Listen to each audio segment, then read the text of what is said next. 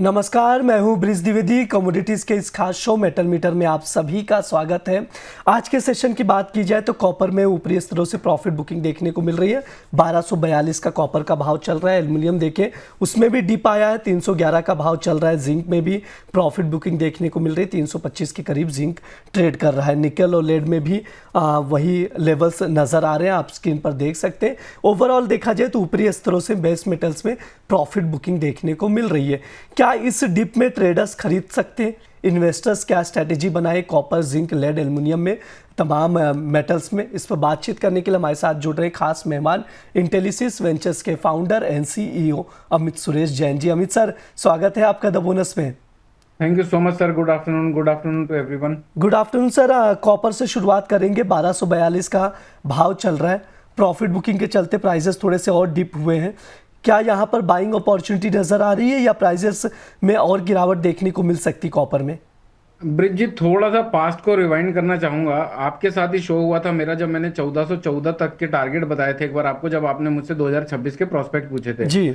एक शो में मैंने कहा था 1308 रुपए के नीचे निकलने के बाद बाजार में बेरिश मार्केट ट्रिगर हो जाएगा, और आज हम वो स्थिति देख रहे हैं।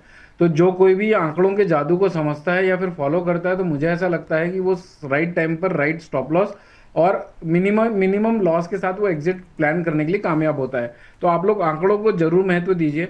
कॉपर अभी 1242 रुपए का भाव चल रहा है ब्रिज जी, और ये सब स्टोरी सिर्फ इसलिए कही मैंने क्योंकि सोशल मीडिया में लोगों ने कॉपर के बिस्किट्स को दिखा दिखाकर ये बोलना चालू कर दिया था कि अब ये 1700 रुपए का पोटेंशियल रखता है, अब इसको चांदी नहीं खरीद पाए हैं तो आप कॉपर खरीद के इसको अपनी तिजोरी में रख लीजिए। मैं ये कह रहा हूं कि ये हो सकता है कि उनकी तिजोरियों में रखा कॉपर उतना अप्रिशिएट न करे जितनी आपकी एफडी रिटर्न देते हैं। तो ज्यादा बेटर है कि आप इस तरह की रीलों को अवॉइड करिए। अल्टीमेटली मुझे ऐसा लगता है ब्रिज जी की ये बाजार अब यहाँ पर तो टाइम करेक्शन में आ चुका है, और ये बात हम पिछले 15-20 दिनों से कह रहे हैं। मुझे कॉपर में कुछ रणनीतियां हैं ब्रिज जी। अगर 1242 रुपए का भाव चल रहा है, फरवरी 2026 का वायदा कारोबार बाय कर सकते हैं 1233.50 1235 की रेंज पे। छोटा सा स्टॉप लॉस होगा 1232 रुपए 40 पैसे का, यानी मोटा माटी 1 रुपए 10 पैसे और 2 रुपए का स्टॉप लॉस है। बच जाए तो समझिएगा, एक्सेप्ट कर लीजिएगा, क्योंकि चल गया तो चांद तक वरना शाम तक। टारगेट होंगे 1238, 1241, 1244 रुपए के। सेल की भी रणनीति है ब्रिज जी। 1249, 1252 के आसपास सेल कर सकते हैं। 125660 का स्टॉप लॉस होगा। कल भी मैंने 1255 पे सेल करने कहा था, 1254 का हाई लगाया था। तो 125660 का स्टॉप लॉस होगा। 1239, 1236 के टारगेट होंगे। ब्रॉडर रेंज समझना चाहें तो 1198 रुपए नीचे लगता है, 1284 का तेज नहीं लगता। ओवरऑल ट्रेंड रिवर्सल 1313 के बाद आएगा, जहां पर लोगों ने तेजी की रील बनाना चालू करी थी। ठीक है, ये ट्रेडिंग कॉल है। ब्रॉडर व्यू भी सर ने दिया, शॉर्ट व्यू भी दिया, उसके अकॉर्डिंग आप लोग देख सकते हैं। ट्रेडिंग कॉल की बात की जाए तो लेवल टू लेवल काम करना है। अगर ऊपरी स्तरों पर मिले तो वहाँ से शॉर्ट करें। 1249 और 1252 के भाव पर मिले तो वहाँ से शॉर्ट करके चल सकते 1236 तक के टारगेट के लिए। और अगर आप बाय करना चाहते हैं तो बाय ऑन डिप की भी स्ट्रैटेजी बना सकते हैं। आप 1233 रुपये 50 पैसे या 1235 रुपये पर लॉन्ग करें 1244 तक के टारगेट के लिए। 1232 रुपये 40 पैसे का स्टॉप लॉस लगाकर चल सकते हैं। ये सर की ओर से ट्रेडिंग कॉल दिया जा रहा है। स्टॉप लॉस आप लोग ज़रूर लगाएं अगर कहीं पर भी पोजीशन बना रहे हैं तो। सर, आपसे जिंक पर भी राय लेना चाहूँगा। 325 का भाव चल रहा है। बाय ऑन डिप स्ट्रैटेजी बनाई जा सकती है क्या जिंक में सर? ब्रिज जी, इसका भी ब्रॉडर व्यू से अपन स्टार्ट करते हैं, क्योंकि जब तक हम ऊपर से चीज़ों को नीचे नहीं देखेंगे तब तक हम एक्चुअली सिनेरियो नहीं समझ पाएंगे कि वो जगह में कितना स्पेस है। 334 के ऊपर तेज लगता है, 316 के नीचे मंदा लगता है। अभी खड़ा हुआ है 325 रुपए पे। 316 के नीचे जाए तो भैया तेजी नहीं रखनी, 334 के ऊपर जाए तो मंदी नहीं रखनी। एक तो ये ब्रॉडर व्यू हो गया। ट्रेडिंग प्रोस्पेक्ट से ब्रिज जी, इसमें भी दो रणनीतियां हैं।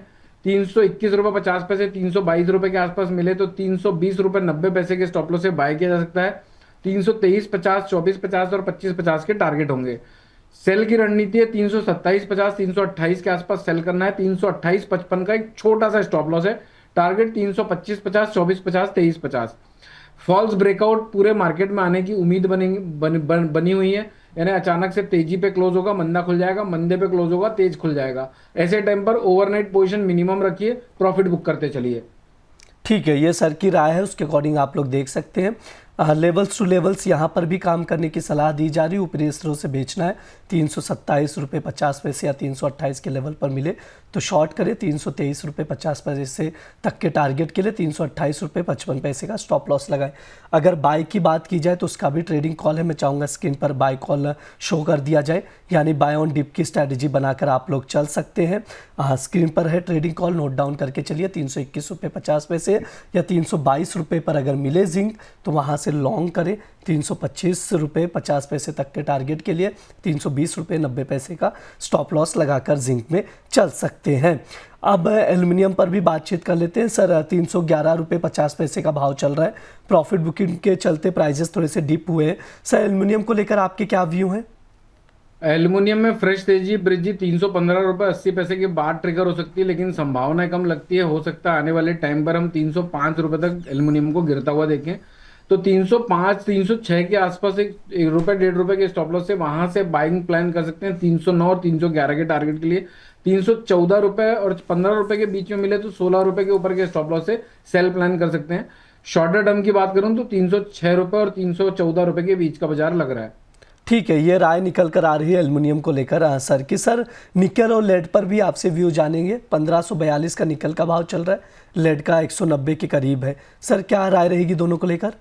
ब्रिज जी आने वाले हो सकता है 2-3 दिनों में हम एक बार लेड में 186 के आसपास का भाव देखें। 189.30 के आसपास चल रहा है, तो यहाँ पर तो बाइंग करना अवॉइड करना है। लेकिन अगर सेलिंग करना है या फिर किसी के पास लिया हुआ है प्रॉफिट बुक करना है तो 192.50 से 193 की रेंज पर अपने लिए हुए पोजीशन को प्रॉफिट में ले सकते हैं। या फिर फ्रेश सेल करना है तो 193 के आसपास 195.80 के ऊपर के स्टॉप लॉस से सेल प्लान कर सकते हैं 188 और 186 के टारगेट के लिए।